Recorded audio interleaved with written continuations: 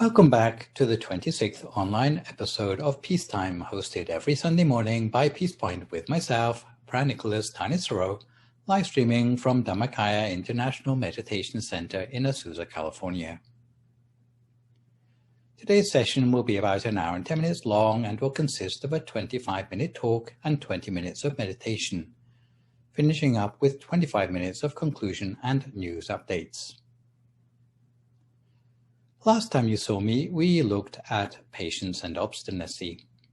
With the Dhamma talk today, we will start on more Buddhist topics, introducing Buddhism and Buddhists by looking in particular at the shortcomings of textbook Buddhism, metaphysics beyond the naked eye, and whether it is really necessary to call yourself a Buddhist.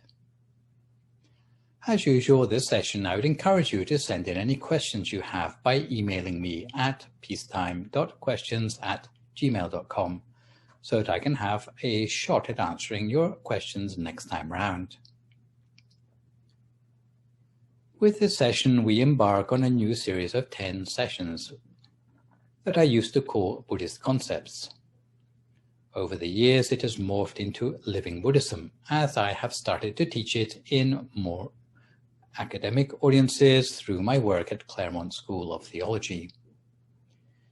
In the early years of the new millennium, when this series of sessions was written, the trends of secularization and then post-secularism in Western society have led to a resurgence of interest in the study of Buddhism, which seems to appeal to the Western mind through its lack of dogma, emphasis on practice rather than belief, and commitment to non-violence. Some Californians, such as Trudy Goodman, the founder of Inside LA, say California is rife with stealth Buddhism, especially with the introduction of mindfulness systematically reaching out to crypto-Buddhists, in other words, secret sympathizers of the Buddha, although the word crypto-Buddhist might be a misnomer since many Californians pay lip service to liking Buddhism without much idea about what being a Buddhist really entails. A better word for the phenomenon might be pseudo-Buddhist. If pseudo-Buddhism really exists while avoiding essentialism, shouldn't it be possible to describe what academically might be meant by authentic Buddhism? If authentic Buddhism were to exist, wouldn't it be possible to extend the definition to all the countries of the world rather than just seeing it through the lens of Western Buddhism? Ironically, the majority of books aimed at the entry-level student of Buddhism have often just exoticized Buddhism, with the complaint often heard, "The more I read on Buddhism, the more confused I become." Of course, a complete picture of Buddhism can never be gleaned merely by reading about it, but surely a good book would provide a beginner with more answers than questions. The problem with understanding the complete picture of Buddhism was foreseen by the Buddha when he applied a much more ancient parable of blind men defining an elephant in the Udana, where different blind men come to different conclusions about what an elephant is. The man who touches the trunk concludes that an elephant is like a snake. The man who touches the leg concludes that an elephant is like a tree trunk. The man who touches the ears concludes that an elephant is like a sheath of leather, and the man who touches the tail concludes that it's rather like a furry mouse. Depending on which part of the elephant they come in contact with, all fail to see the whole. The same can be said of the writers of Buddhist studies textbooks. Textbook Buddhism may be an inevitable byproduct of the world religion's approach to teaching major traditions on a global scale. The life story of the Buddha and the text used to explain his Dharma occupy central places in the modern expression of textbook Buddhism. According to Professors Andreasen and Lewis in their 2014 book, Textbook Gods, textbook Buddhism represents a type of power text that depicts some aspects of the tradition as important, while omitting whatever the author views as less important. The finished product may not differ much from books written by practitioners or polemicists from particular Buddhist traditions, who also like to prescribe what is genuine Buddhism and what is just a cultural aggression. With so much information available, the main problem for Buddhist educators is that it is becoming increasingly difficult, if not impossible, to convey a complete picture of Buddhism in any single textbook. The content of any textbook of Buddhism is of necessity based on an editorial decision about what makes Buddhism distinctive and influential in the world or history. Some texts focus more on the Indian origins of Buddhism, while others stress the cultural variations of the tradition across the globe. Some textbooks deal more with philosophy and doctrinal teachings, while others emphasize ritual and material culture. Some textbooks include generous excerpts from primary texts, while others rely on narrative summaries or ethnographic descriptions.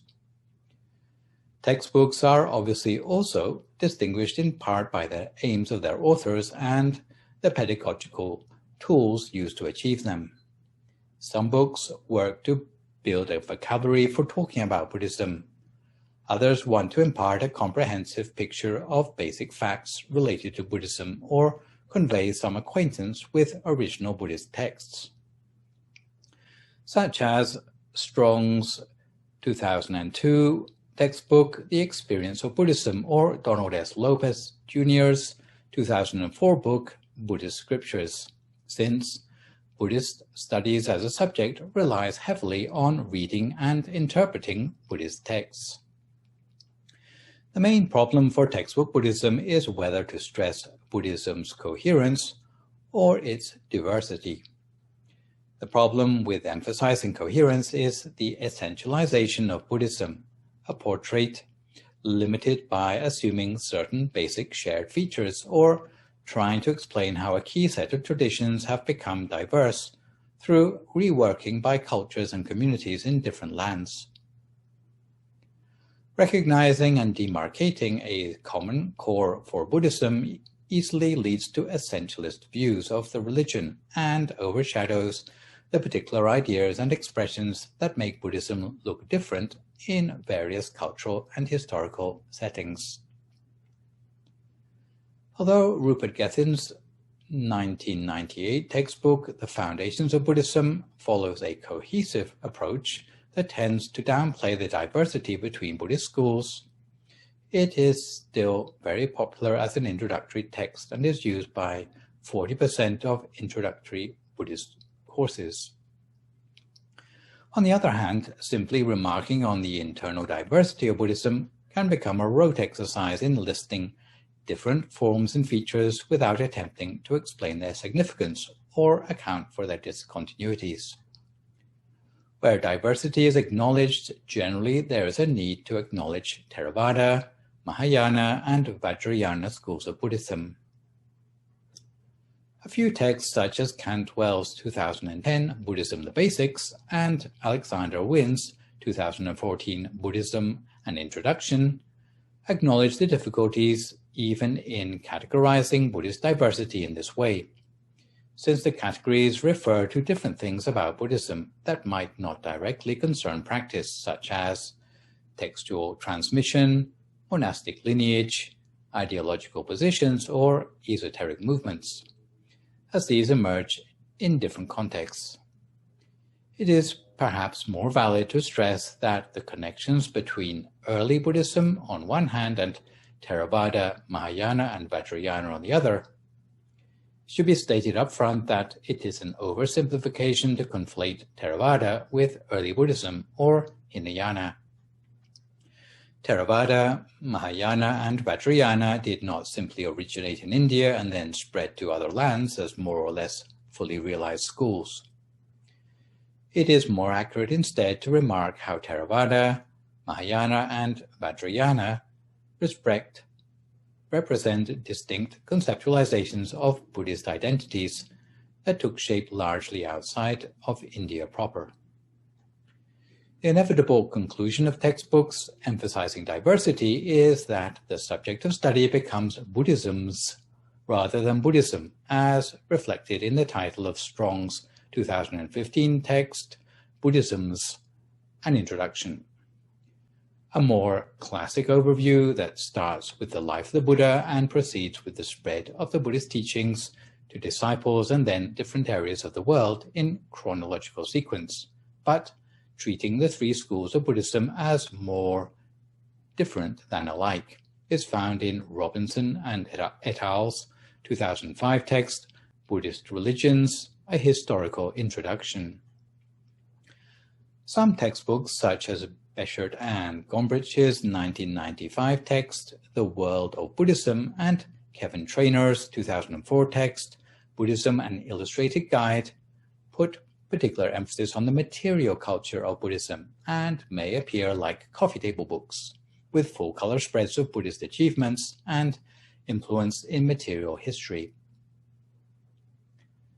A more utilitarian approach to a Buddhist text, which comes with a lot of pedagogical tools and reference materials, and which compares Buddhism with other Western religious concepts and philosophical ideas, is Prebisch and Keown's 2010 text, Introducing Buddhism. Similarly, Kathy Cantwell's 2010 text, Buddhism the Basics, is often preferred because of its brevity, but still tackles moral dilemmas relevant to Buddhists such as meat-eating, abortion, women's participation in Buddhism, political activism, laicization, and globalization. The bulk of that textbook deals with the Buddha, the Dhamma, and the Sangha, utilizing familiar emic categories to organize the work. Most Pali language-based, but balancing the early Buddhism with reflections on Buddhist modernist values, is Peter Harvey's 2013 text, An Introduction to Buddhism, Teachings, History, and Practice, written from the perspective of the interests and concerns of an insider to the tradition, addressing the interests of students prone to explore questions related to how one should live one's life. But the author tends to rely on his own translation for terms such as merit or the Four Noble Truths. More narrative approaches include Mitchell and Jacoby's 2014 text, The Spirituality of Buddhism, and Todd Lewis's 2014 text, Stories of Buddhists, which emphasizes contemporary expressions of Buddhism, namely what Buddhists think and feel about practicing their religion. Similarly, an interpretive analysis is found in Wynn's 2014 text, Buddhism, An Introduction, which I have already mentioned. So, with such a huge choice of Buddhist textbooks already on the market, what can I possibly offer that has not already been covered?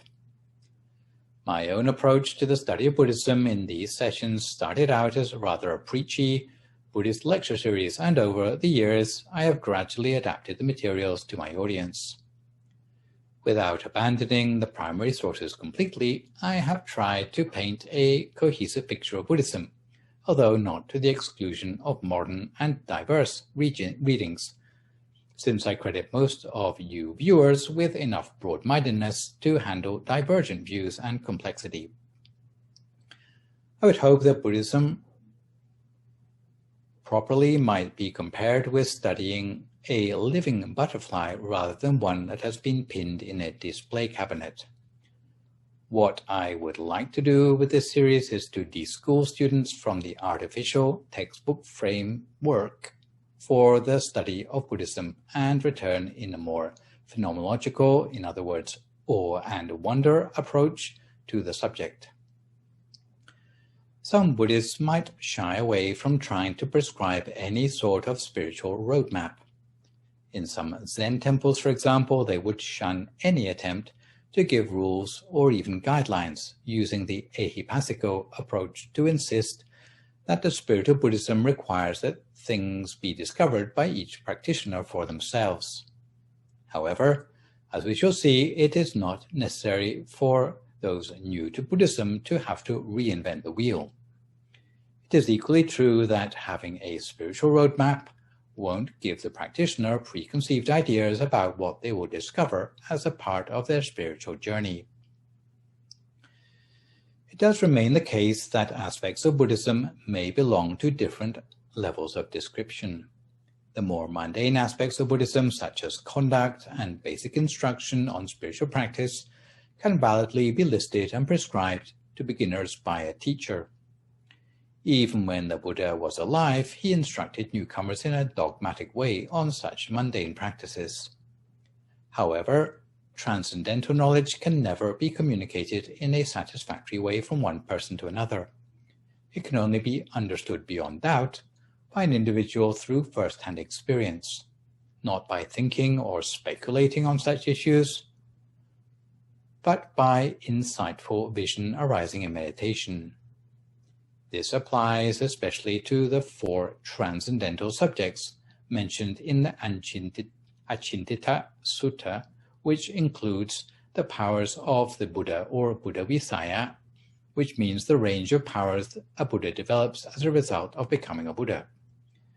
Secondly, the powers developed through meditation or Jnana Visaya, the outcome or the retribution of a person's actions, which means the precise working out of the results of karmic action, or Karma Vipaka, and philosophical analysis of the nature of the world, such as conjecture about the origin of the world or Loka Cinta. The reason why the Buddha advised against wasting time on conjecture about such transcendental topics is that it would be likely to bring madness or at least vexation to those who obsess about them. Ironically, most of the subjects this series deals with touch on those unfathomable subjects. But in balance, examining these transcendental subjects brings more benefit than harm, because although you viewers are unlikely to be at the level of enlightenment, ready to examine these subjects through your own level of meditational insight, it is still useful for budding practitioners to have a spiritual roadmap, at least to have some idea of your spiritual direction of travel. If a traveler is on a mountain road, shrouded in fog, with no idea which way to go and unable to see their destination, it will only be when the fog clears that they can see the landscape laid out before them and know which road to take towards their destination. What I hope to do by giving the student a Buddhist bird's eye view of the direction of spiritual travel is to help the practitioner to know the correct route to the long-term destination and to save everyone from wasting time searching for salvation in the wrong place. Additionally, a spiritual roadmap can help to whet the practitioner's appetite to search further and work on themselves until they can encounter these phenomena through their own experience of meditation. To make sense of potentially conflicting explanations of Buddhism and to help a practitioner recognize the supramundane when they eventually encounter it for themselves. Finally, on a slightly different note, I would like to clarify that despite various power-grabbing attempts, Buddhism is not a unified worldwide organization like, for example, the Catholic Church, with definite authority, but rather it is a loose collective with tolerance for internal diversity and usually lacking in violent sectarianism. The manifest aims of this series are to help viewers, irrespective of their religious or cultural background, to deploy ethnological and interpretive hermeneutics to deconstruct oversimplified stereotypes of Buddhism, accurately compare and contrast Buddhist worldviews with that of other faith traditions, demonstrate an ability to analyze how Buddhists perceive ethical connections are made between their choices and quality of life, to describe the variety of mindfulness practices in Buddhism and their potential outcomes, describe Buddhist metaphysics, and analyze its possible compatibility or otherwise with the current secular positivist worldview. Although there are reprehensible historic aspects of Buddhists' behavior, even down to the present day, my hope is that the series will leave the viewer on balance with a positive attitude towards this religion. Additionally, latent aims for this series, more applicable to those with Buddhist sympathies, or who are looking for more personal answers from Buddhism rather than just merely ticking Buddhism off their list of multicultural experiences, include being able to fit meditation into the context of Buddhist practice, to stimulate your curiosity to study original Buddhist scriptural sources, or at least their translations, to put Buddhist metaphysics in the context of post-secular knowledge, while gaining comparative and personal perspective into Buddhist worldview.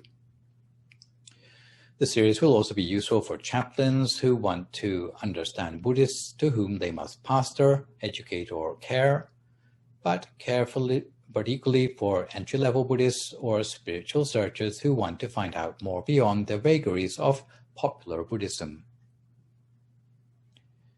The choice made with this series of sessions about what Buddhism offers to the world is mostly its principles and practices that are able to inspire awe and wonder, while offering a means to answer eternal questions, which is probably the reason any Buddhist would want to practice this religion, not out of admiration of academics' ability to provide a compelling textual exegesis. The title of this series, Living Buddhism, is thus deliberately ambiguous, referring to the intention of the series to show how Buddhism works as a lived religion rather than as a philosophy, and by bringing Buddhism to life.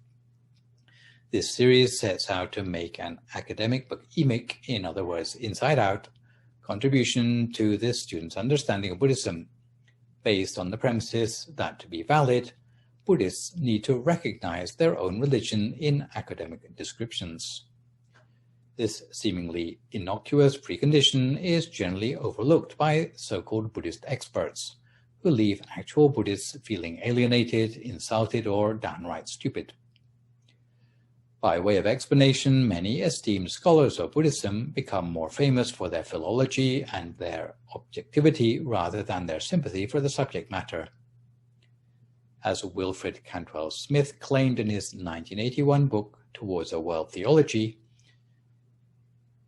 in a way that empowers grassroots practitioners, no statement about Buddhist doctrine should be considered valid unless Buddhists can respond, yes, that is what we hold. Especially at a time when post-colonial perspectives are revising the formerly Eurocentric monoliths of social science, the voice of the Buddhist practitioner needs to be heard in academia. This series expresses a Buddhist standpoint most in keeping with the Theravada tradition, or at least the foundations from early Buddhism before the divergence of Theravada and Mahayana, although differences of opinion are pointed out where unresolved discussion of issues remains between the different schools.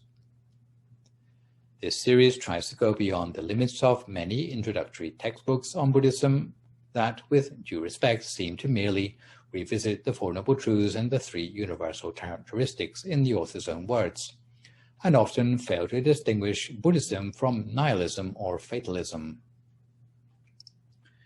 Aspects of Buddhism I won't spend much time on in this series are the historical origins of Buddhism, holy writing, or contemporary Buddhism. Similar to Rupert Gethin's book, The Foundations of Buddhism, this series concentrates on early Buddhism to give a cohesive picture, with only minimal considerations given to the diverse schools of Buddhism originating after that time. It is assumed that students viewing this series will have more familiarity with basic Buddhist concepts such as the life of the Buddha, the Noble Eightfold Path, and the Four Noble Truths.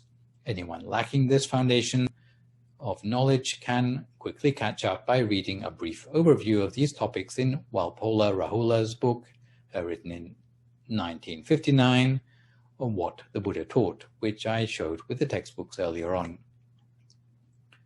If you're not familiar with the abbreviations for the Buddhist scriptures connected with the primary sources of early Buddhism, you will find that I follow the conventions found in the Pali English Dictionary.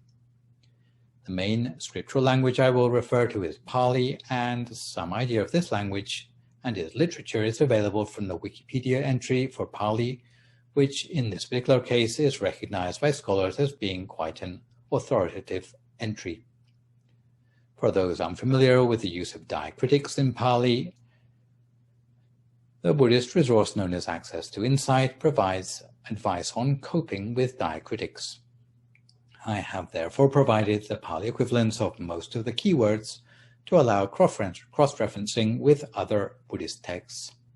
The point of reading primary sources, even in translation, is to counteract the non-scholastic or polemic voice in Buddhism that tends to pontificate about feelings about what is imagined that Buddhism says, instead of aspects that have been, which actually have a historical basis.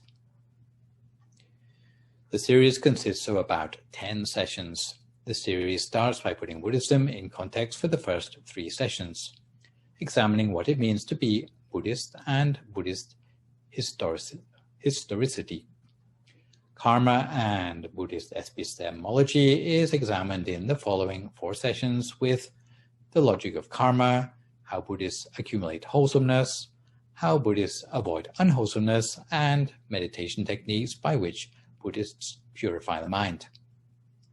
The Buddhist approaches to the eternal questions are examined in the latter part of the series, with the topics of death and dying, origins before birth into the human world, how Buddhists pursue perfections, and the 3 refuges of Buddhism in the final session. So today, before we go further to look at what it means to be a Buddhist, let's take the opportunity to settle ourselves for 20 minutes of meditation. So if you'd like to find a comfortable sitting position for yourself now, as you listen to my guidance.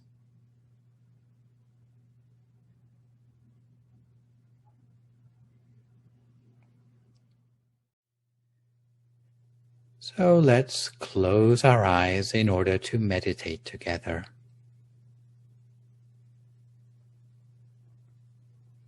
As we close our eyes softly and gently, we let our eyelids close drowsily. We allow our upper and lower eyelashes barely to touch one another, without squeezing the eyelids any further. We breathe deeply to ourselves. Then we let all parts of our body relax further. No part of our body should be under tension or stress.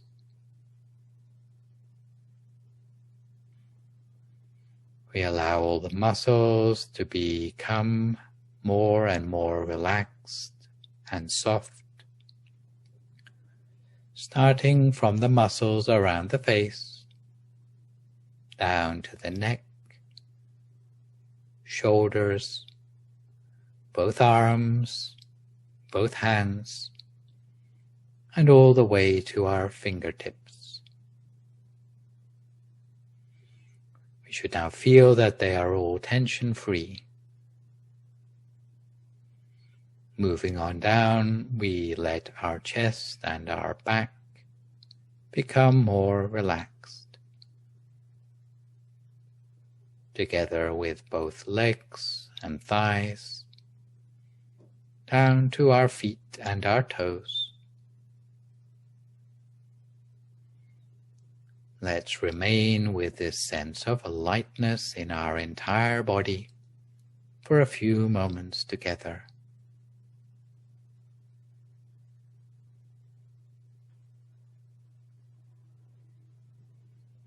Similarly, we allow our mind to become free of all worries and concerns, allowing the mind to become more and more relaxed, more neutral, more comfortable, and more independent from whatever is happening in the outside world. Almost as if we were withdrawing from the world outside. Our attention only gets caught up in the outside world because we forget to turn our attention inward, to enjoy inner peace, a true gift we deserve to give ourselves.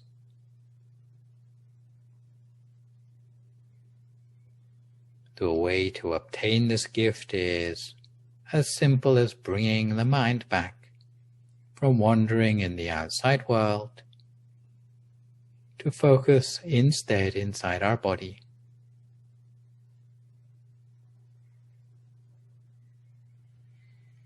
Imagine that your body is just an empty structure made of a thin outline with no bone, no muscle, no organs. Nothing remains inside the body but an empty space. And for a moment, slowly internalize the awareness of the mind and let it stay still, softly and gently within the empty space. Do this slowly and softly. There's no need for us to rush at all.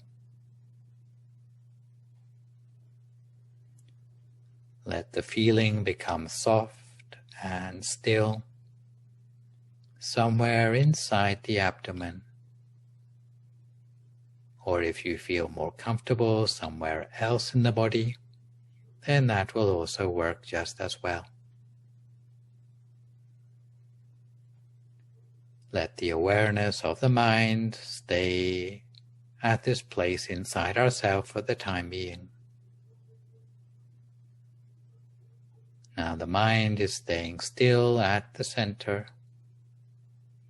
Let it be like a tiny feather floating down from the sky and finally touching upon a still water surface without disturbing the calmness of the water's surface. Let's maintain this soft awareness of the mind inside the body, comfortably and continuously. We may visualize the image of an object we see every day, like the sun, the full moon, or even a shining star. Whatever we feel is the most comfortable with. Let the image stay in the mind naturally, so nothing else will have the chance to interrupt. Stay with the image in comfort and without worrying about the passing time. If the visualization leads to discomfort, we can begin again at any time. Whenever distractions appear, we can easily recommence our visualization, doing it again and again, in comfort and without any impatience. Beside an image, we can repeat a mantra quietly in the mind, such as the words Samma Arahang, Samma Arahang, Samma Arahang, where Samma means the proper way, and Arahang refers to the state of having no mental impurity, the cause of negativity in everyday life. Repeating Samma Arahang means the proper way to purify the mind, that finally brings forth the state of absolute purity, which is all that we long for.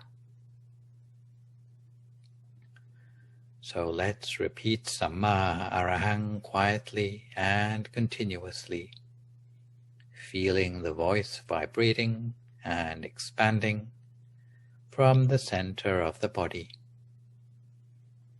Samma Arahang, Samma Arahang, Samma Arahang over and over again, so that the mind can settle on the image and absorb the sound of the mantra to dissipate any thoughts from our mind.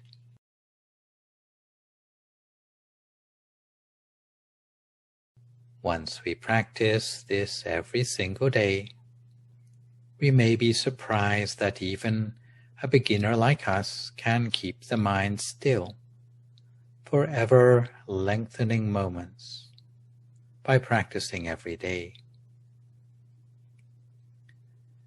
The process of centering will become as natural to us as breathing. No one needs to think when they breathe, and in the same way we can free the mind from all mental defilements and their negative energy. Our mind will become pure and crystal clear. The purer mind will connect with the source of pure energy inside, which will safeguard us against harmful elements such as dangers and sicknesses that surround us. All our thought, speech, and action will come from a place of integrity. This is what the world needs at the moment. As a result, we have an important part to play in protecting the world. A stream of pure energy from the pure mind will radiate across the entire planet, extending protection in every place. So let's maintain our earnest practice amid the pure energy that keeps building up inside by repeating the mantra Samma Arahang, Samma Arahang, Samma Arahang over and over again as we sit for meditation for a few more moments in silence.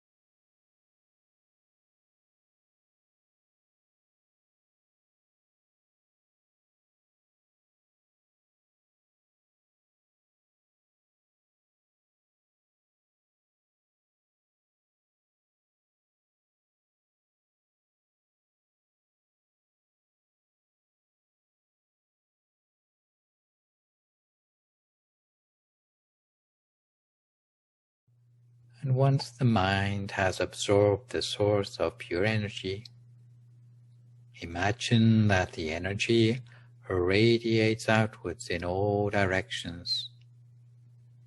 Gently visualize the pure energy taking the form of a crystal sphere, growing larger to cover our entire body, reaching out to our whole family, our neighborhood, and everyone in the world, no matter who they are. We radiate and emanate a positive intention with a growing pure energy full of love and compassion toward all. For those with suffering, may they be free from sadness and pain. For those with happiness, may they be happier still. Imagine that we also emanate a positive intention to everybody in the country, neighboring countries, the whole continent, the entire globe and beyond. Wishing everyone, everywhere, be well and happy, dwelling in peace. Even in the darkest night, the starlight can shine through. Even troubled times can have a silver lining. Even times of crisis bring forth resilience and growth. Even when things around us have gone awry, yet our mind can re-engage with happiness through the practice of meditation. So may all human lives be filled with empathy toward one another, free from stress and anxiety, free from worry and irritation, free from sickness and danger. We share this peaceful energy for the benefit of our ancestors, family members, and friends, whether they are still with us or who have already passed. May they all feel cleansed by hope and joy, while being sheltered against sadness, sickness, sorrow, and danger. May all sentient beings be free from distress. May the growing stream of pure energy dispel any harmful elements from the bodies of all sentient beings on the planet, as if the whole earth were being refined and turned pure and crystal clear. Let only purity and quality remain without any virus to infect our human bodies, protecting against sickness and physical health problems, and even the equivalent mental viruses that manipulate the human minds with greed, hatred, and delusion, disrupting our unity and incessantly driving us into conflict and war.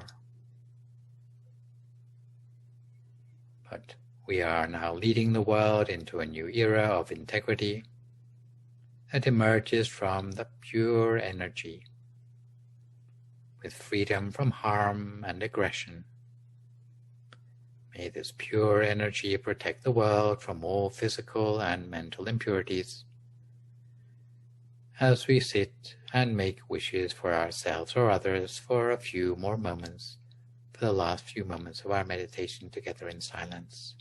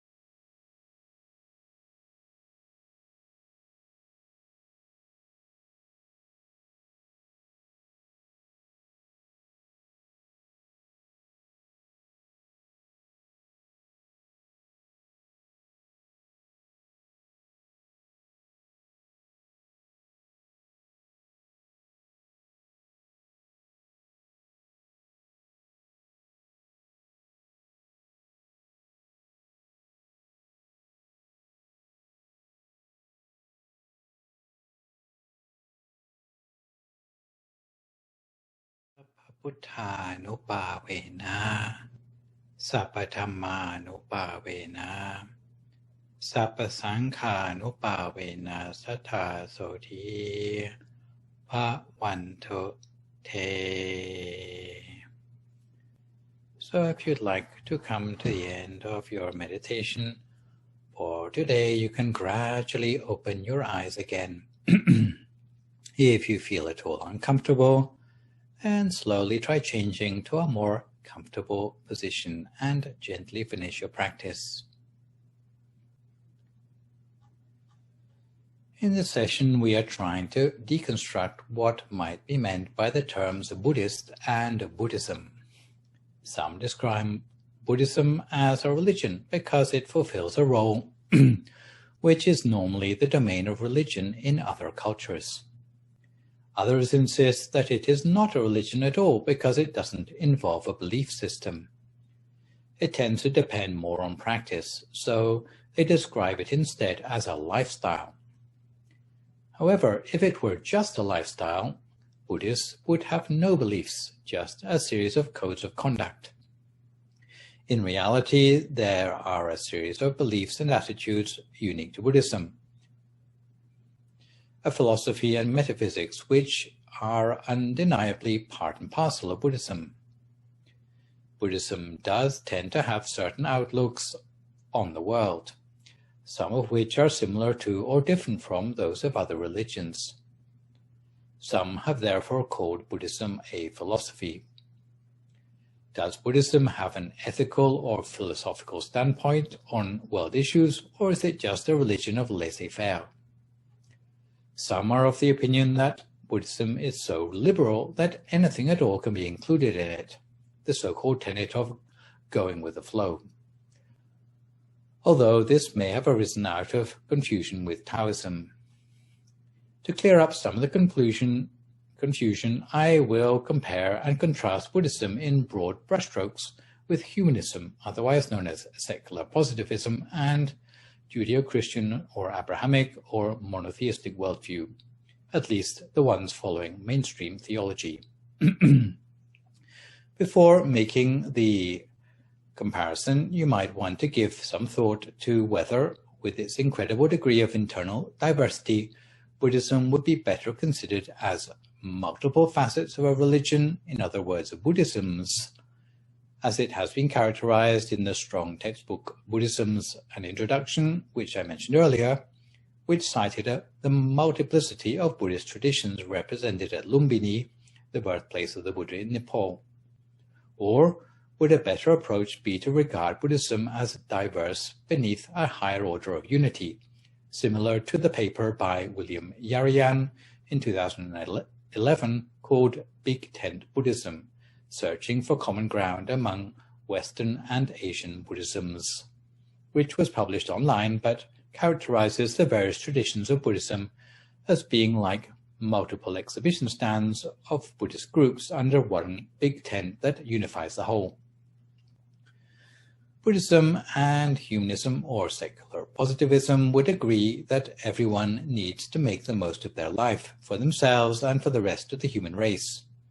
Both Buddhism and Humanism would agree that sin and guilt are not constructive emotions.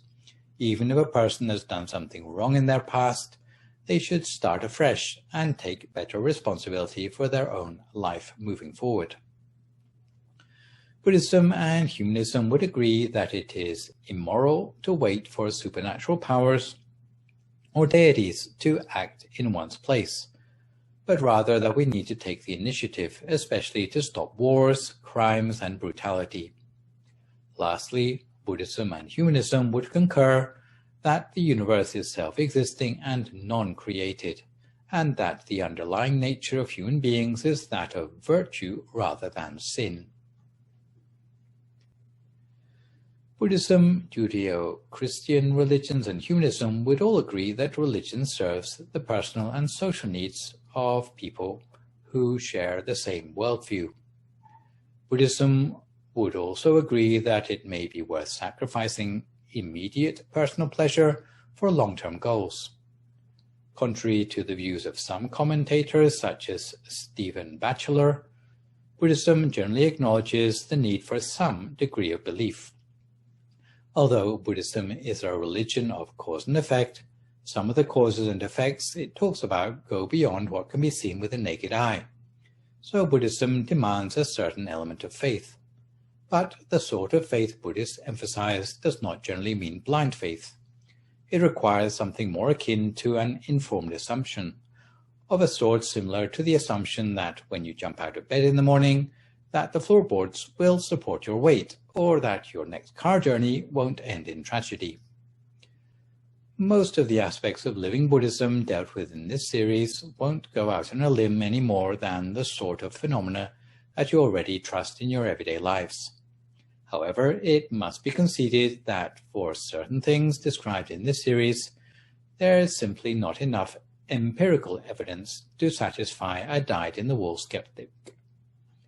For the best reassurance I can give for aspects that fail the test of common sense is the proviso that if you meditate deeply enough, you can theoretically verify all the things described here to your own satisfaction. If a person is a complete skeptic, it can be a barrier to their spiritual learning. Some people, like famously Oscar Wilde, are so skeptical that if someone claimed that Japan existed, they would declare it fake news, unless they were shown first-hand evidence. If they had never been there, they might regard Japan's existence as an elaborate conspiracy theory. The only way to convince such a skeptic would be to take them to Japan. But even that proof depends on fulfilling certain conditions. The skeptic would need an appropriate vehicle to take them there, knowledge of the correct route, enough resources in pocket to pay for the journey, and enough illumination to see Japan clearly. By the same token, if evidence for supernatural phenomena in Buddhism were required, certain conditions would also need to be fulfilled before a skeptic could deny them outright. Instead of an appropriate vehicle, the skeptic would need to attain a sufficiently robust meditational state of mind to support insight vision. Instead of the correct route, the skeptic would need to know where to focus the mind. Instead of having enough resources in the skeptic's pocket, they need to have enough positivity of good deeds in their mind to propel them to their destination. And instead of brightness to illuminate their destination, they would need sufficient inner illumination of mind. Thus, skepticism has its place, but there are times when questioning is useful and times when it can be more beneficial to give things the benefit of the doubt.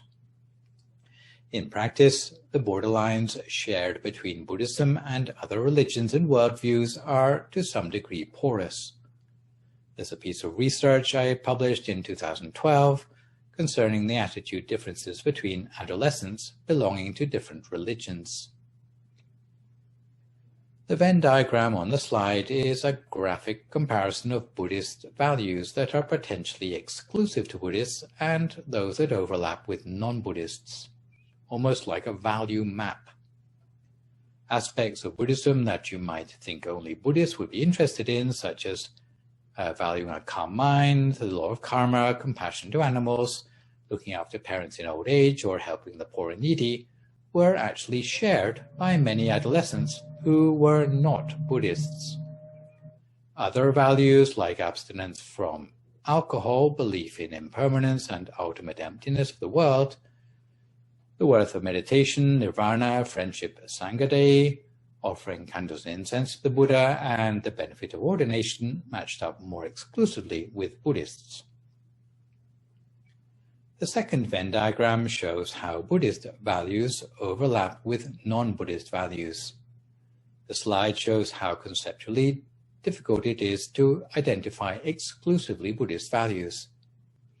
It would seem that Buddhism has fuzzy boundaries, which may indicate Buddhist identity as being many-layered, a perspective that would take the understanding of Buddhist values beyond the essentialisms of comparative religion.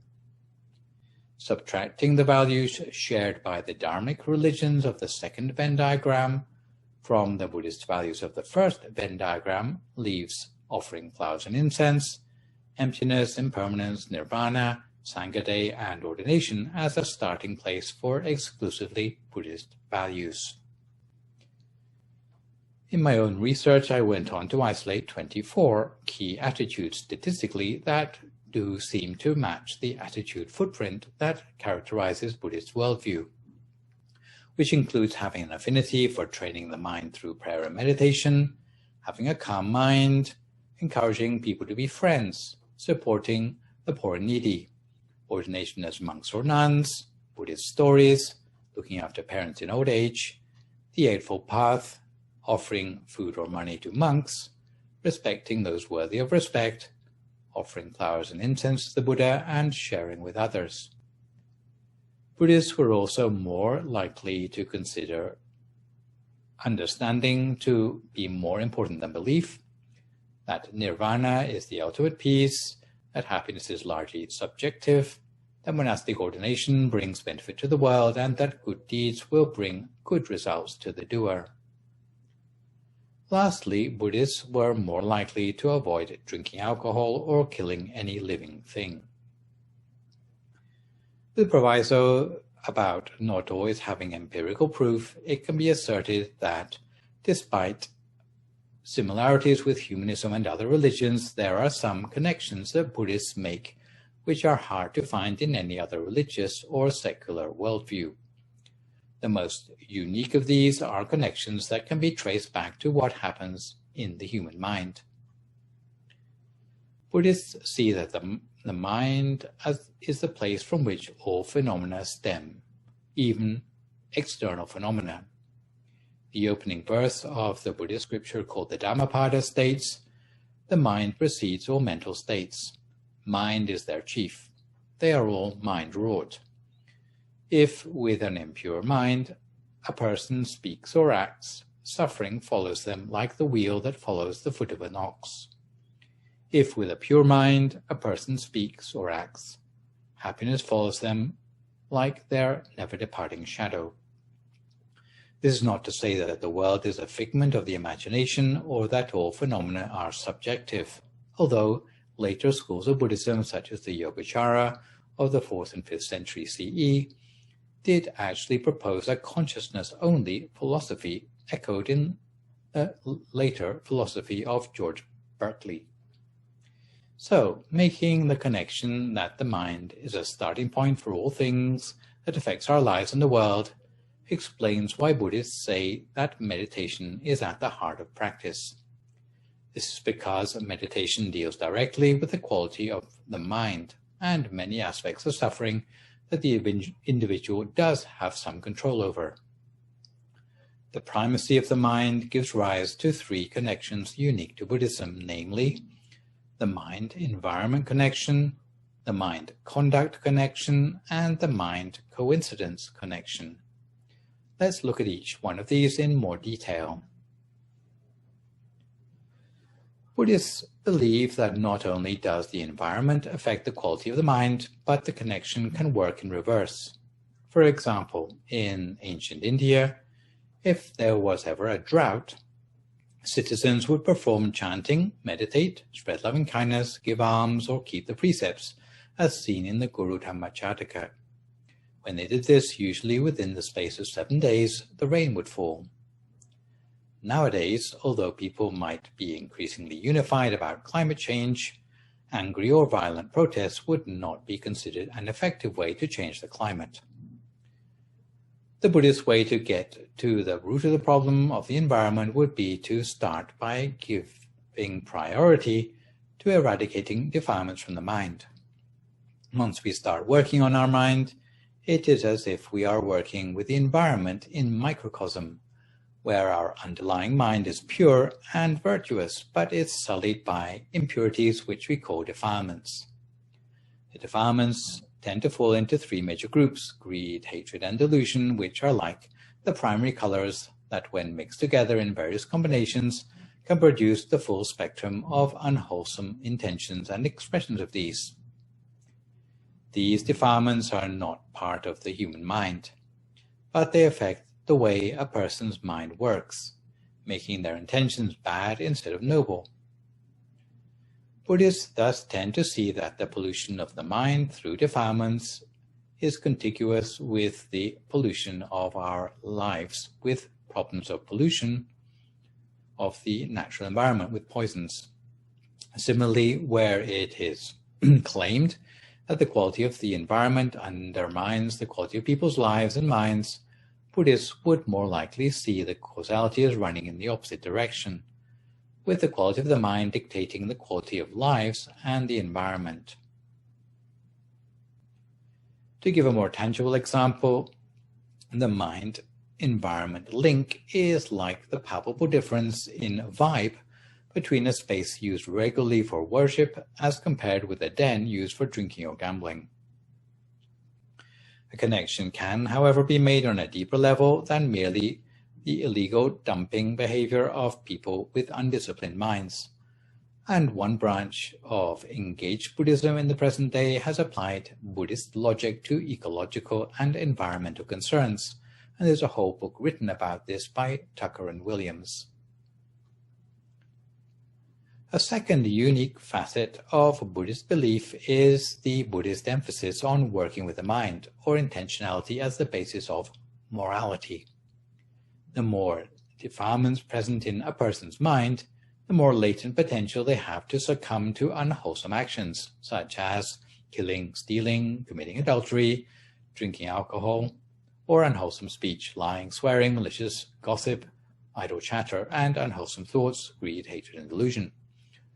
If, on the contrary, a person's mind can become free of defilements, they will have less tendency to produce unwholesome deeds, words, and thoughts, and on the contrary, they will produce only unwholesome deeds, words, and actions. Deeds, words, and thoughts. Without an effort to uplift the quality of the mind, mental impurities get projected into the world outside as unwholesome behaviors that impact on other people in the world. Such an interpretation of causality would lead Buddhists, instead of locking bad people away in cells to make them guilty of their wrongdoing, would be to work with them where possible through rehabilitation to mend the things in their minds that made them want to break the law in the first place. The third facet of unique Buddhist outlook concerns the karmic connection between action and retribution. Action and reaction through karma is not strictly unique to Buddhism, but Buddhism does have a particular way of leveraging karma as a means to break free of the cycle of rebirth. On an intuitive level, the causality of karma can be recognized in life where an opportunity comes your way that you had been hoping for but had not arranged yourself. An oft-quoted example of positive fruits of karma amongst Californians is finding a parking space. C.G. Jung terms such occurrences as synchronicity. Such coincidences strike us as coming from a place beyond what we would expect by pure chance. Often we are left with a feeling that our lives have been guided by some unexplained force or providence. The experience induces a feeling of mystery and excitement, and as if there is another side of life yet to be discovered. Some other process operating behind the scenes of our lives. In a couple of sessions' time, we will offer some of the possible Buddhist explanations for such phenomena through the logic of karma. Given the emphasis on attitude and worldview, the whole idea that Buddhist identity doesn't just mean learning meditation was described by Spencer and Draper in a 2018 article called Introducing the Sort of Buddhist. Also, the phenomenon of hybrid religious identity was highlighted by Duane Bidwell in his 2018 book, When One Religion Isn't Enough, as particularly relevant to Buddhists. The meaning of the word Buddhist derives from the word Buddha, which doesn't just mean a particular historic person, but describes a state of being which is joyful and awakened. What Buddhists define as a sense of joy and awakening, in fact, very democratically, is already latent in every person. Thus, when you talk about a Buddhist, you talk about a person who epitomizes, idealizes, or is trying to discover these qualities within themselves, rather than subscribing to a particular package of beliefs or belonging to a temple congregation. The word Buddhist may, according to Armand's book, The British Discovery of Buddhism, be a relatively modern conception, at least Victorian, and in practice, a person may choose not to label themselves as a Buddhist, considering themselves perhaps merely as someone working to eradicate defilements or someone working on themselves, and may regard this quest as merely a part of their personality rather than a religious label. Buddhists who are self-identifiers, which is what social scientists call people who call themselves a Buddhist, may do so because they find it personally useful to ask themselves a question in situations of conscience: what ought I to do as a Buddhist in this situation? In my experimental explorations of Buddhist identity, I have found that being a Buddhist, especially when defined by attitudes, is more of a continuum than an all-or-nothing phenomenon. At a certain level of confidence in Buddhist worldview, an individual will start to identify as a Buddhist. The way Buddhist identity is interpreted may even vary from country to country or group to group, for example, as Thai or Theravada, and the layer of the individual where being Buddhist is filtered through individual experience as people make Buddhism their own. In conclusion, what we've looked at today is the shortcomings of textbook Buddhism, metaphysics beyond the naked eye, and what it means to be a Buddhist. What we should have learned from this is that there is a lot more that needs to be learned about Buddhism that you can never find in a Buddhist studies textbook. This series will try to make up for what is missing from those academic textbooks in terms of awe and wonder, and tackling the eternal questions. Also, we have seen that Buddhism has similarities and differences with other secular and religious traditions, and some of the unique features that go beyond the naked eye involve metaphysical concepts. Whether you consider yourself a Buddhist or not is not the important thing, because in any case it's always a work in progress. The important thing to ask is, what can I learn from this tradition that will boost my own ability to improve and purify my own body, speech, and mind? In the next session, we will start to examine some of the Buddhist unique worldview connections, starting with a connection between the mind and the environment, and similar to other religions that you might be more familiar with, it starts with a creation story.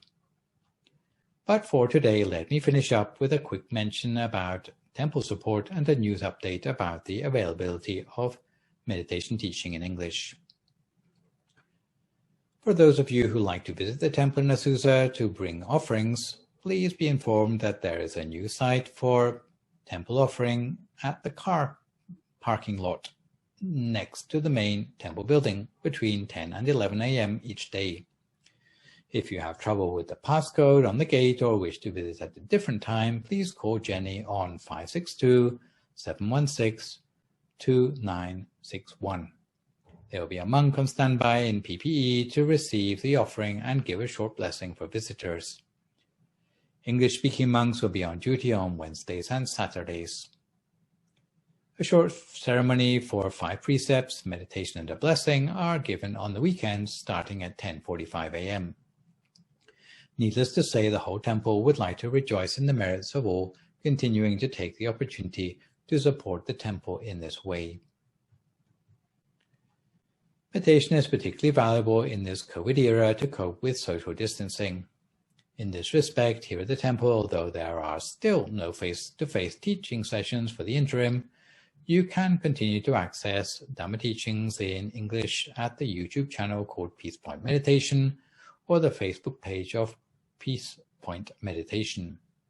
For aficionados of Zoom meetings, another way you can access Peace Point content is to join Zoom meeting ID 926-2908-8736.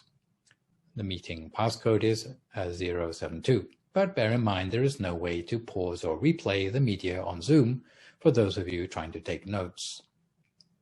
For those who've been following my talks, you may be interested to subscribe to a YouTube channel which I've set up in my own name, which you can find by searching for Phra Nicholas Thanissaro on YouTube, where I have uploaded more than 100 clips of meditations, Dhamma talks, funeral homages, talks for children, and so forth.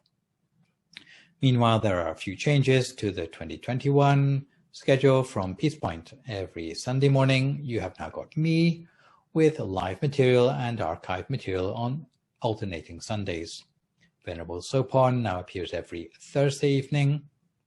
Meanwhile, Peace Breaks from Peace Point are broadcast every Tuesday and Wednesday between 7 and 7:30 p.m. There's a silent meditation broadcast each Friday between 7 and 8 p.m. For the benefit of families listening in, there's also a special show for children in English, known as Shining Stars, that goes out at the new time of 6 to 6:30 p.m. every Monday evening, with bedtime stories and a meditation short enough to keep the attention of our younger listeners. Outside of the live streams and on-demand programming, there's also the updated MindGem app, which you can download for free, allowing you to listen to meditation and Dharma talks in English on your cell phone, even when you are offline. So this session, we've looked at the topic of Buddhism and Buddhists. For my next live session online with you, which will, fingers crossed, be a week on Sunday morning, we'll be moving on to look at something along the lines of Buddhist historicity.